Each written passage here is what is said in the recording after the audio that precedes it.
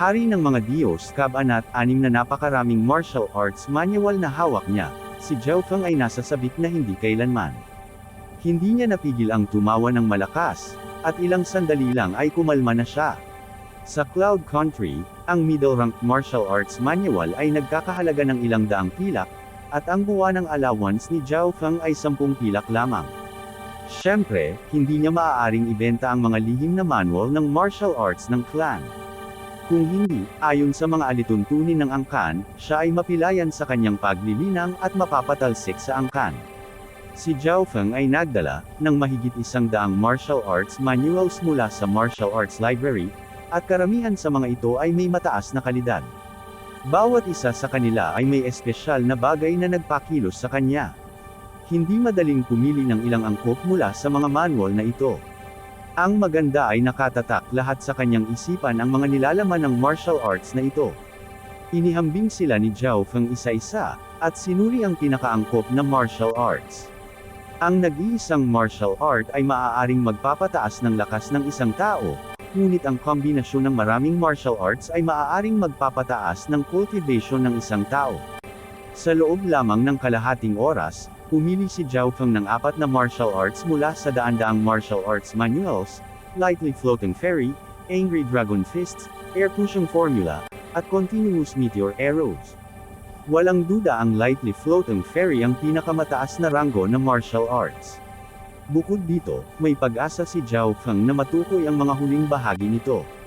Sumunod ay ang Angry Dragon Fists at Air Pushing Formula, dahil magkatugma ang dalawang ito. Ang Angry Dragon Fists ay isa sa pinakamahusay na middle-ranked martial arts. Napakalakas nito, at maaari nitong palakihin ang daloy ng dugo ng isang tao. Maaari nitong sugpuin ang iba sa pamamagitan ng lakas ng pagsabog nito. Isa itong peak middle-ranked fist technique, at ang kapangyarihan nito ay hindi mas mahina kaysa sa ilang mataas na ranggo na martial arts. Pinahahalagahan ni Zhao Feng ang kakayahan ng Angry Dragon Fists na pataasin ang daloy ng dugo ng isang tao. Ito ay dahil ang malakas na daloy ng dugo ang pundasyon at kinakailangan para sa martial arts inner strength.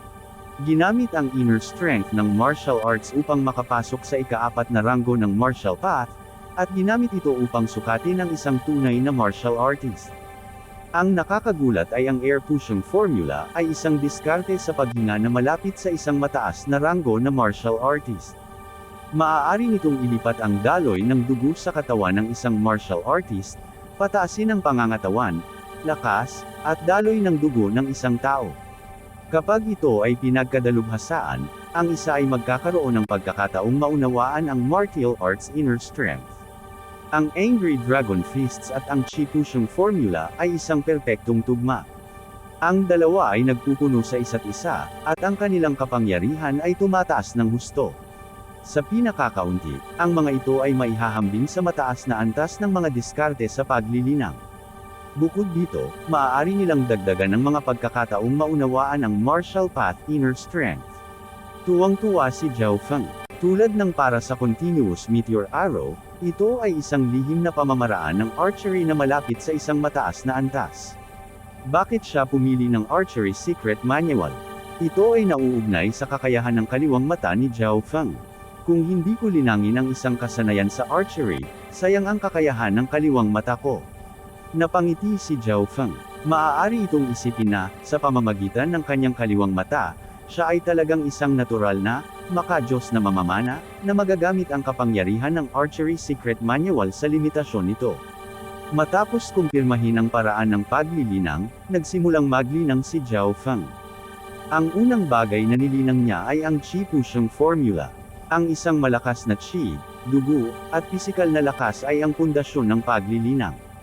Kung mas malakas ang vitality ng isang tao, mas magiging malakas ang Angry Dragon Fist na nakatutok sa malapit na labanan.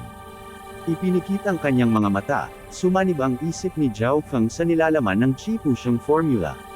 Matapos ang oras na kailangan para masunog ang kalahating stick ng insenso, ang chi sa kanyang katawan ay nagsimulang dahan-daang gumalaw at gumalaw. Madali lang. Bahagyang nagulat si Zhao Feng. Ayon sa paglalarawan sa Chi Pusheng formula, ang isang normal na tao ay mangangailangan ng hindi bababa sa 4 hanggang 5 araw hanggang 10 hanggang kalahating buwan upang matagumpay na ilipat ang Chi sa kanilang katawan. Hindi kaya ako ay isang maalamat na henyo sa paglilinang. Saglit na nag-isip si Zhao Feng, pagkatapos ay determinadong itinanggi ito.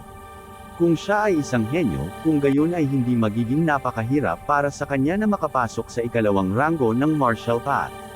Nalaman niya na ang mahiwagang pagsasanib ng kanyang kaliwang mata ay lubos na nagpapataas ng kanyang lakas sa pag-iisip, ang kanyang reaksyon, pagsusuri, pangunawa, at iba pang mga kakayahan ay higit pa sa normal na tao.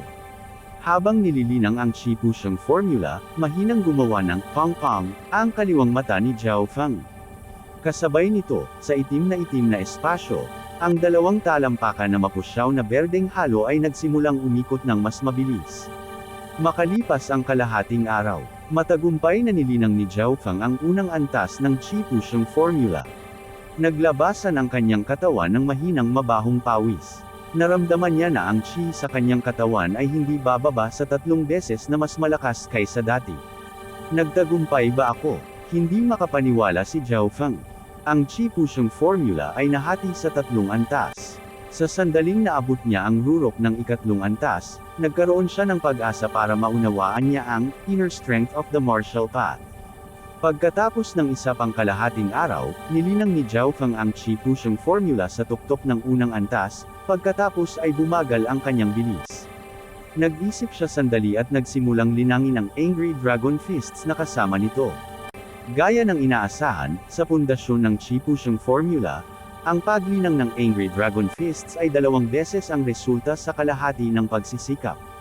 Sa loob lamang ng kalahating araw, naunawaan ni Zhao Feng ang mga pangunahing kaalaman ng Angry Dragon Fists.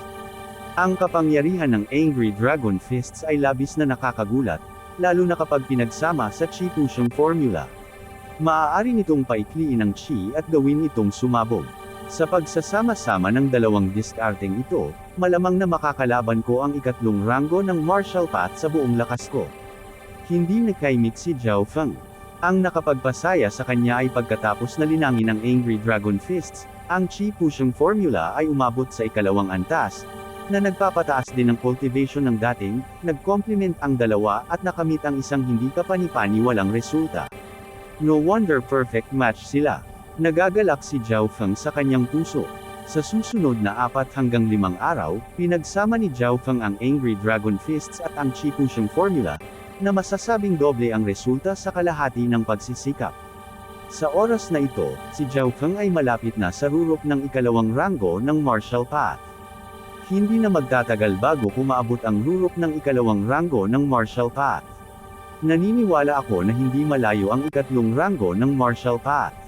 Si Zhao Feng ay puno ng pag-asa. Kinabukasan, lumabas si Zhao Feng sa kanyang bahay at dumiretso sa training ground. Ito ay dahil ang iba pang 2 martial arts manuals, Lightly Floating Fairy at Rapid Meteor Arrows, ay nangangailangan ng mas maluwag na lugar para sanayin. Hindi nagtagal, dumating si Zhao Feng sa archery range sa sulok ng training ground. Ito ay isang lugar para sa pagsasanay ng archery. Isang palaso ang tumusok sa hangin at tumama sa bullseye ng target na 10 metro ang layo. Magandang archery. Si Brother Zhao Yu ay isa nga sa nangungunang 3 archer sa clan. Ang arrow na ito ay maaaring tumagos sa depensa ng ikatlong ranggo ng martial path at pumatay ng isang hayop na may makapal na balat. Sigaw mula sa gilid. Nakakamangha. Nagkataon lang na lumakad si Zhao Feng, at hindi niya maiwasang mapasigaw. Kilala niya ang kabataang tinatawag na Zhao Yu, na isang sikat na mamamana sa angkan. Patuloy na hinayla ni Zhao Yu ang bowstring at naglabas ng 5 hanggang 6 na arrow sa bilis ng kidlat. Sa wakas, ang mga arrow ay bumuo ng isang singsing sa paligid ng bullseye ng target. Magaling! Kamangha-manghang! Naghiyawan lahat ang mga nakapaligid na clan disciples. Hindi na pinansin ni Zhao Feng. Naniniwala siya na hanggat gumawa siya ng kaunting pagsisikap, magagawa niyang maging isang master archer. Naglakad siya sa harap ng walang laman na target, kumuha ng busog, pinaikit ang kanyang mga mata, at tinutukan.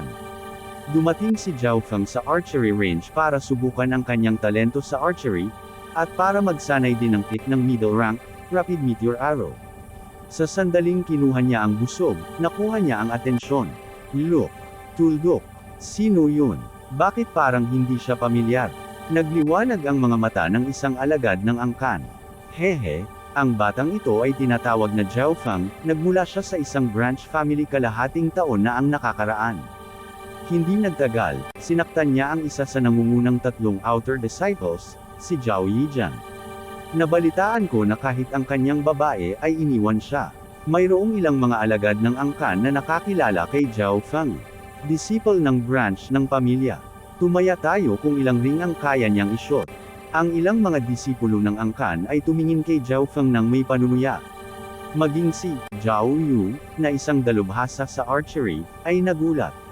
Ang sining ng archery ay nangangailangan ng talento at tiyaga. Hindi lahat ay maaaring magtagumpay dahil lamang sa gusto nila. Bahagyang mayabang si Zhao Yu habang sinulyapan si Zhao Feng. Walang pakialam si Zhao Feng sa mga taong ito. Bahagyang pinaandar niya ang kanyang kaliwang mata, at ang target na 10 metro ang layo, sa kanyang paningin, ay mabilis na lumaki.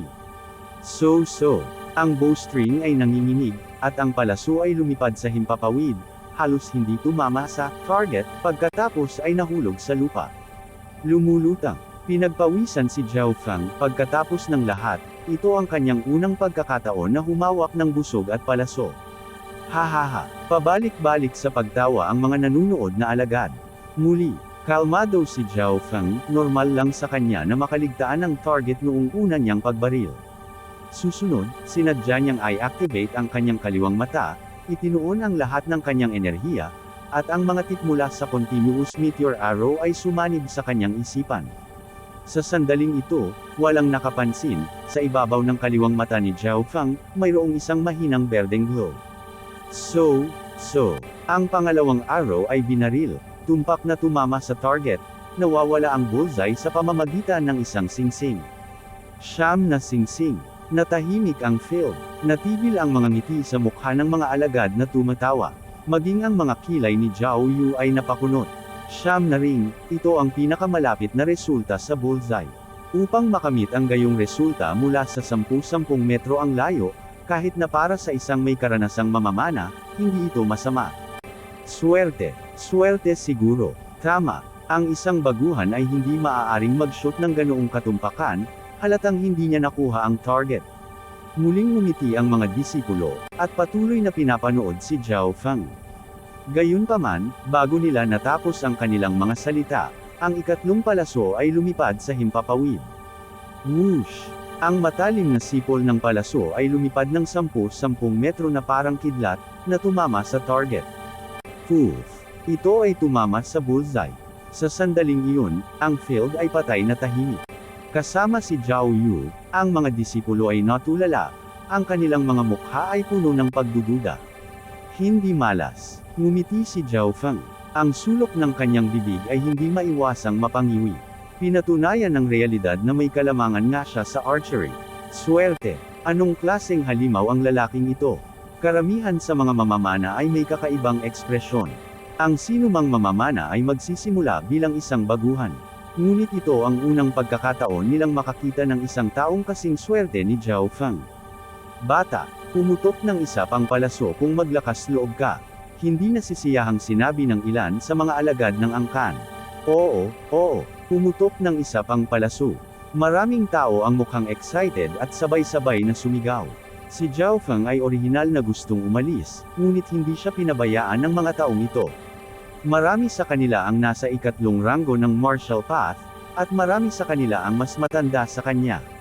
Sige, nagkibit balikat si Zhao Feng at muling kinuha ang kanyang pana.